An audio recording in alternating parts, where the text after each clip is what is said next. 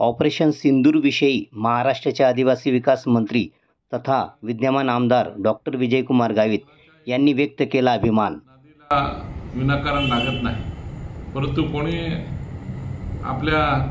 भारताच्या विरुद्ध वागत असेल किंवा नुकसान करत असेल तर त्याच्या विरुद्ध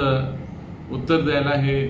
तेवढंच तत्पर असतो आणि त्याचा बदला निश्चितपणाने घेत असतो। आपण बघितलं असेल पहलगाम हल्ल्यामध्ये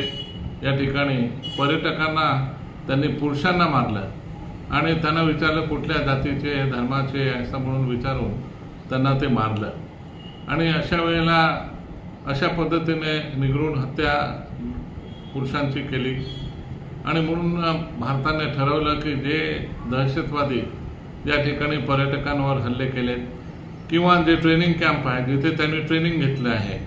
आणि दहशतवाद्यांना ट्रेनिंग देणारे कॅम्प आहे त्यांच्यावरही लक्ष करून ते उद्ध्वस्त केले। म्हणून भारताने जगालाही हेही दाखवून दिलं की आमच्या नादी कोणी लागू नये,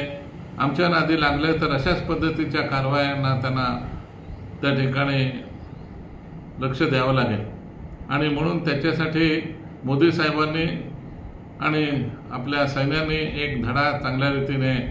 पाकिस्तानला शिकवला आहे। याच्यापुढे पाकिस्तान असं कारवाई करण्याचं धाडस करणार नाही। त्याचबरोबर त्यांचे जे दहशतवाद्यांचे ट्रेनिंग कॅम्प होते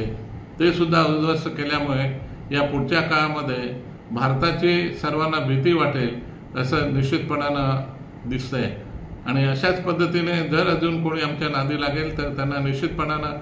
मोदी साहेबांचं सरकार आणि सैन्य निश्चितपणानं त्यांना धडा शिकवेल हे सर्वांनी जाणून घेतलं पाहिजे।